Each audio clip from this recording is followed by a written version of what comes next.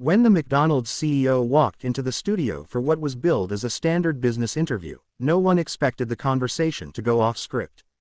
The cameras, the lights, the polite greetings all hinted at another routine corporate showcase. The audience thought they would hear about quarterly earnings, brand expansion, or maybe a new product line designed to lure in health-conscious millennials. Instead, what they got was something far rawer, something that pulled back the golden curtain and exposed the darker underbelly of the American dream. It happened with a single offhand remark, a sentence spoken almost too casually, yet heavy enough to hang in the air like smoke. He admitted, in plain terms, that McDonald's success in America doesn't really come from flavor, nostalgia, or even marketing genius. It comes from something much uglier: desperation. He wasn't talking about desperation for a Big Mac or the excitement of children begging their parents for a Happy Meal toy. He was talking about a kind of survival-level desperation that grips millions of people across the country. The CEO explained that for a huge segment of the population, McDonald's is not a choice, it is the only option. A dollar burger or a few nuggets aren't just snacks, they're dinner. Families who cannot afford skyrocketing grocery prices or who work multiple jobs with no time to cook lean on the fast food chain because it provides the cheapest, quickest calories available. The dollar menu, he said, has become a lifeline. And with those words, a facade crumbled. McDonald's was no longer just a global symbol of convenience, it became a symbol of the quiet crisis running through American life. What startled the audience wasn't only what he said, but how he said it. There was no grand speech, no dramatic pause. His tone was weary, almost indifferent, as though he had lived with this knowledge for years and had accepted it as part of the business landscape. To him, it was simply a fact. To those listening, however, it felt like a confession that pierced through the noise of corporate PR. For a moment, it was no longer about burgers, fries, or stockholder satisfaction. It was about hunger in the richest country in the world, about a society where millions eat not because they want to, but because they have no other choice. The imagery his words conjured was disturbing. Instead of the bright commercials showing happy families gathered around fries, the reality was closer to a single mother pulling into a drive-thru at midnight after a double shift, her kids asleep in the backseat, handing over her last $5 for a paper bag filled with greasy food. It was the young man working 2 part-time jobs who couldn't afford to stock his fridge with groceries, relying instead on dollar burgers to keep himself fed. It was the elderly couple on fixed income choosing between medication and a bag of fries. These were not customers celebrating convenience, they were people clinging to survival, and McDonald's was cashing in on their despair. The interviewer pressed, asking about the implications of this reliance, and that's when the conversation turned from sad to gross. The CEO acknowledged something that experts have shouted for years: fast food is no longer an occasional treat in America. For millions, it has become the daily staple, and the consequences are devastating. He admitted that food deserts, areas where grocery stores are non-existent and fresh produce is rare or unaffordable, have become the foundation of McDonald's growth in countless communities. When the closest grocery store is miles away but the fast food chain sits on every other corner, the choice isn't a choice at all. People eat what's near, what's cheap, and what's fast. That reality is what locks families into the McDonald's ecosystem, not loyalty or love for the brand. The gross truth, he hinted, wasn't about the fries themselves or the grease dripping from a cheeseburger wrapper. It was about the way the system was designed, or allowed, to fail. A head of lettuce often costs more than a cheeseburger. A family-sized meal of vegetables, grains, and proteins costs triple what a handful of McChickens cost. Time is another barrier. Cooking requires stability, working kitchens, and time to prepare. For a household where both parents work long shifts or where one parent is juggling multiple low-paying jobs, the idea of home-cooked meals is an impossible fantasy. The cheap, greasy bag handed out of a drive-thru window is not indulgence, it is necessity. And that necessity is killing people slowly. He spoke of obesity, diabetes, hypertension, conditions that disproportionately affect those in low-income brackets. It wasn't news. These facts have filled medical journals, documentaries, and policy debates for decades. But what made his statement so striking was that he was admitting it from the inside. The same company that profits from $1 burgers profits indirectly from the very health crises those burgers fuel. That's the cycle. Poverty drives people toward cheap fast food, the food makes them sick, medical bills drag them deeper into poverty, and the need for cheap food becomes even greater. It's a loop that churns endlessly, feeding corporations while draining lives.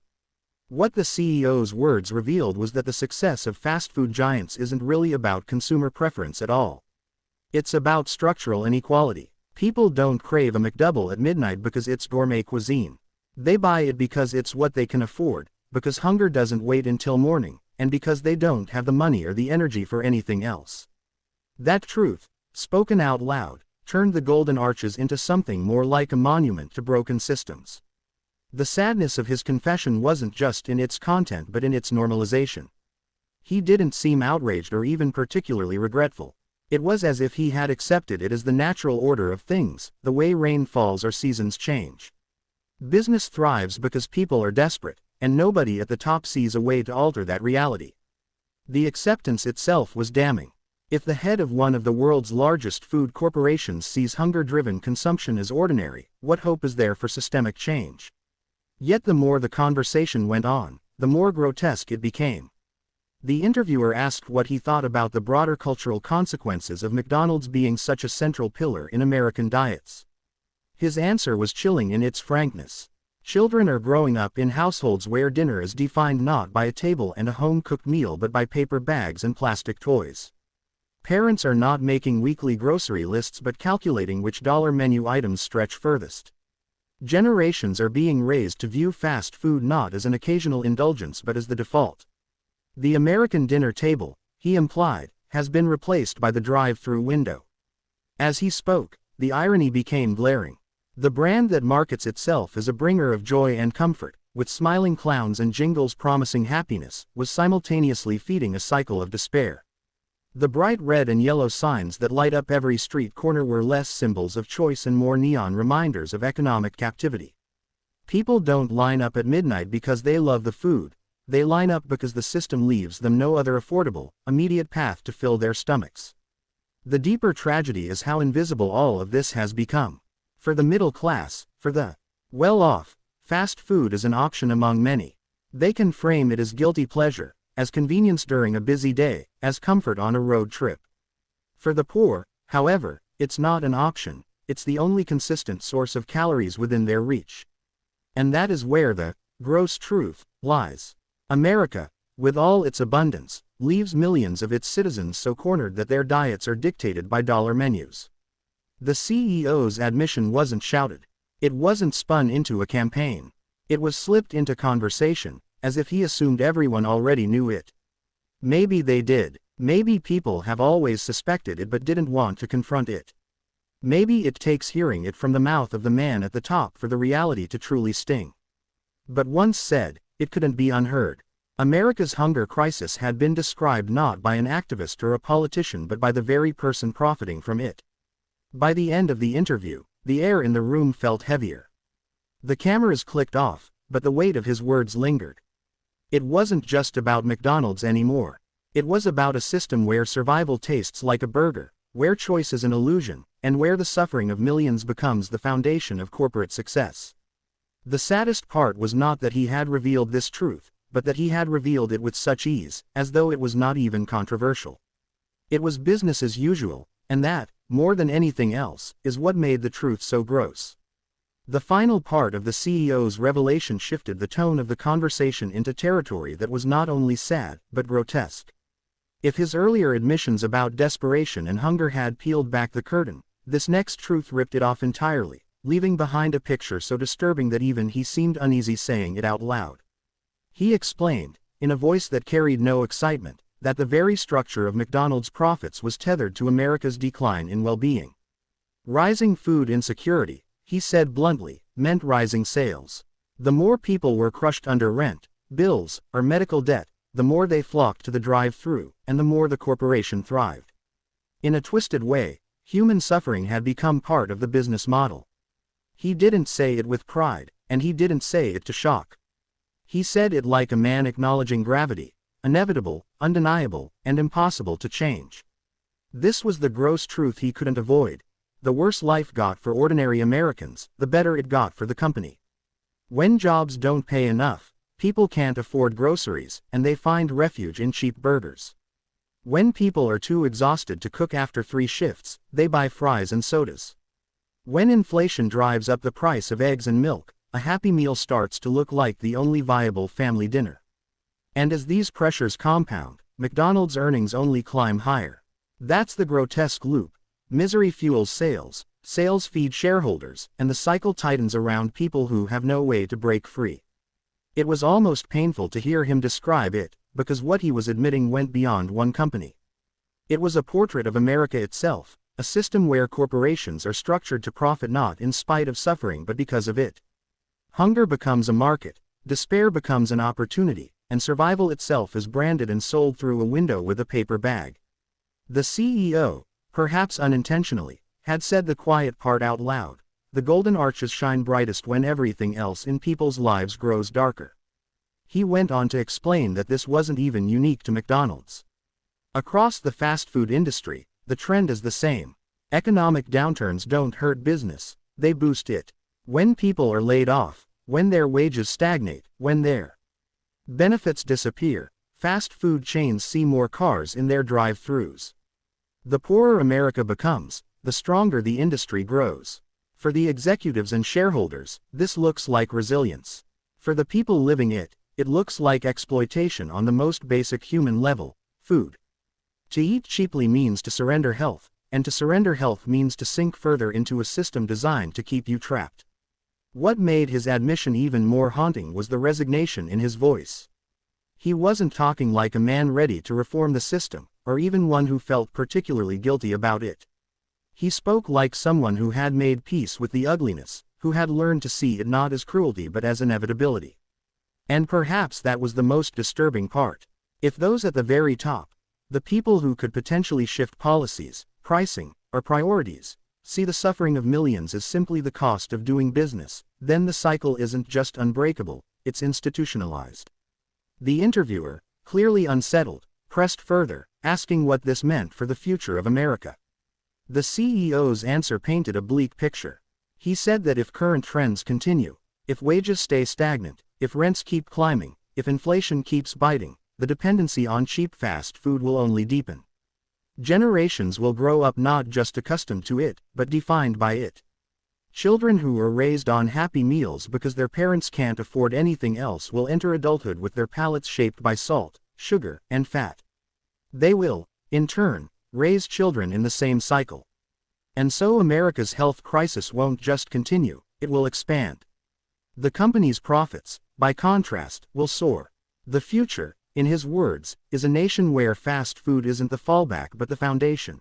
By the time the earlier confessions from the McDonald's CEO had made their way into headlines and conversations, the story was no longer just about a fast food chain. It had become about America itself. His words echoed through newsrooms, classrooms, kitchens, and online forums. What stunned people most was not that McDonald's was making money, but that it was making money because of suffering.